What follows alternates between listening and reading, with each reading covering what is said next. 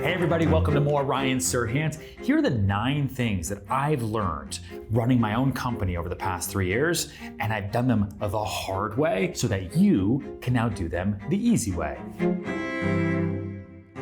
You're welcome. It's the whole point of you being here. And it also helps me get some of these things off my chest because a lot of them have been extra painful.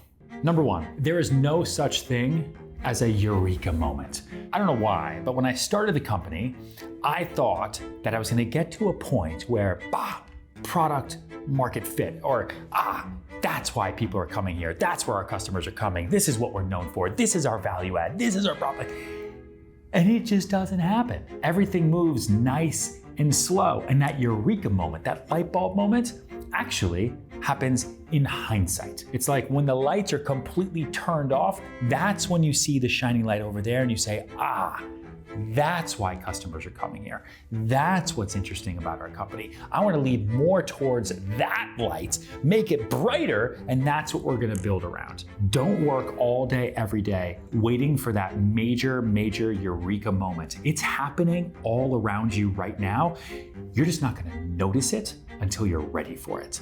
Number 2, revenue is not the same as profit, even though it's all money. Now, this might sound common sense, but again, when I started the company, I wanted to make as much money as possible. As much money as we can bring in, I can then fuel back into the business like gasoline to light more fires, to build more business, to make more money. And what I don't think I anticipated early on is the best CEOs are also sometimes the best accountants because they truly understand the math behind building a business. Now, you can have an amazing finance team. You can have an amazing accountant, bookkeeper. You can have people around you who are really great at understanding the strong P&L that you are building and who clearly understand the difference between revenue and profit. But if you, the CEO, the builder, the dream maker, the rainmaker, don't understand the clear difference between revenue and profit, and that profit drives longevity and understanding the difference in how dollars talk to you as consistency versus intensity, then you are going to fail, and you're going to fail hard, and you're going to fail fast. Revenue is going to come in moments of intensity. If you are on a revenue spike like this, then you're going to be profitable. Very few businesses can do this. Most of the time, your revenue is like this. You have spikes, and hopefully you move up that chart. Profit has to be watched first and foremost by you. If you want to build a long-lasting business, it should be your driver. It should be a goal maker. It should be what you're paying attention to first and foremost. Now, caveat, that does not mean that you won't have some unprofitable quarters. Maybe if you're investing heavily into growth, you're going to have unprofitable years because you're spending money to make money, and that's okay. But you're doing it in the context of when are we getting to profitability? When is this business going to actually work? When is this business going to actually make an income? Keep your eye on that ball and you will last much longer than everybody else, if not forever. Number 3, you're not going to build your business alone. You can start it by yourself in your garage, in your bedroom. You're going to have that initial idea, possibly, but there is no way to build a business that makes real money doing it completely by yourself. So you need to start learning how to work well with others, how to trust capable people, how to pull back from managing everyone's every single move. They say no man is an island. That couldn't be more true in the business world. You need to start working with other people. Find a business partner, or 2, or 3. Find other collaborators that can be part of your C-suite and incentivize them. Bring them into your company. Give them ownership.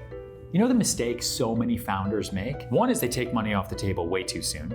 That money is there to be reinvested into the business. Don't even think about it as yours. If the business is making money, the business is making money.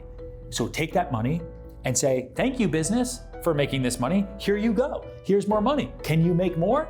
Feed the machine. And then 2, they think it's all them. They're the only ones here. Everyone else just works for them. Everyone just works here. Everyone's just an employee. You would not be here if it weren't for the people that surround you. What's a company at the end of the day anyway? It's a group of people who get together and decide we're gonna wake up together every single day and go after the same mission. Hopefully, it's for the best for all of us. That's it. When a company is bought and sold, yes, there can be IP, yes, there can be technology, but it wouldn't have been there without all the people. So honor those people. You're not building a company by yourself. Number 4, don't focus on instant success. Focus on experimentation. It's the only way you're gonna learn. I had a lot of success the first 2 years of my business. That's when you're in startup growth mode. It's exciting. You can't really go that wrong, right? It's so new. Year 3 is when bumps start to show up. It's when cracks start to show up in the sidewalk. It's when you start to realize, we're not in startup mode anymore, so what are we? And usually what happens, that phase of a business, you stop experimenting because you think you had instant success or you had early revenue in those early days that might not actually be that great of an indicator of what your future revenue is going to be. And so you pulled your foot off the gas. You just started leading forward with what you thought that instant success was going to bring you forever. And most of the times, that instant success does not last. It's like a rainstorm. When it's there, yo, man, so much. And then immediately it's gone. And you wake up the next day and you're like, oh, but I thought it was, oh shoot, what do I do? Focus on continuous experimentation. Always be making mistakes. The more you swing, the more you're gonna hit the ball. 5, your idea means nothing compared to your ability to execute. People say to me all the time, wow, what you've been able to build, what you've been able to do has been wild. To watch you go from reality TV broker who's butt naked, jumping in swimming pools all over the place to now, this, looking up at the buildings we have, looking up at the side, everything. They're not congratulating me on my ideas because anyone can have ideas. Everyone has ideas. The idea you have about your business right now, someone's already had it before. They just didn't execute the way you did. They didn't actually go and do it. So stop thinking over and over and over and over and over and just get started. Number 6, Conor McGregor said, when you sleep on a win, you wake up with a loss. Meaning, there's so much content out there, right? So many quotes talking about how you learn from your mistakes, right? Mistakes are great. I know they hurt, but you're gonna learn from them, learn what to do better. And sure, you're gonna do that instinctually, right? Anytime you ever lose, you're like, how did that happen? I don't ever wanna feel this way ever again. But what most people don't do is they don't look at every win as a moment for constructive criticism and feedback as well, to be able to grow on top of that win. Most companies, most founders look at wins as a given and not something that's been earned. They look at the win and they say, obviously, I built the greatest company of all time. I am at fault of doing this too. We got those agents to join us. Obviously, we're the best. Everyone else sucks. Instead of looking at every win and actually writing out, great, I want to feel this way more. I want to have more wins. They came to me, that customer came to me, this worked. Let's write down, why did it work? Why is this a win? And how can we build this for repeatable success?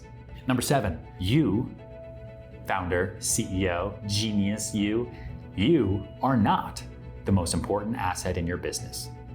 Neither is your CTO, neither is your CFO, neither is your COO, neither is that guy, that person, this person. Your customer is. Without your customer, you don't have a business. I mentor a lot of founders these days. I talk to a lot of different companies, especially in technology, because even though we don't talk about it a lot of what we do here on the back end of Serhant is in the tech space. And so I have these conversations all the time, and I talk to people who are in the software businesses. And they say, well, I'm a tech founder. I'm in the software, I create software.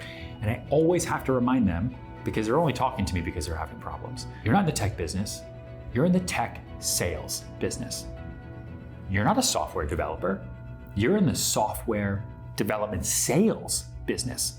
You could create the greatest software of all time, but if no one licenses it, if no one endorses it, you have no business unless you built it for your mom. Same thing for all technology businesses. If it can't be sold, then there is no business. And if it can't be sold to a customer, then you're out of business. Number 8 is never hire people you're never going to empower. Meaning that don't hire people just to hire them. Hire people that you know you're gonna be able to get behind every day. If you have employees that you don't like seeing in your office, don't have them. Let them go. They shouldn't be there. If you have employees, or in my world, agents, or any type of person that works with you that you don't like to get on Zoom with, that you wouldn't actually go have a drink with, then you shouldn't work with that person.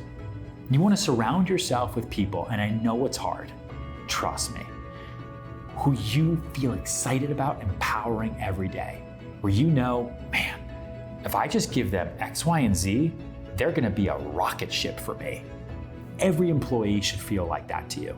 And lastly, one of the last things that I've learned since starting my own company, and I've learned this the hard way, and I'm telling it to you so you don't have to. You're welcome, YouTube. If you don't know why, you'll never figure out how.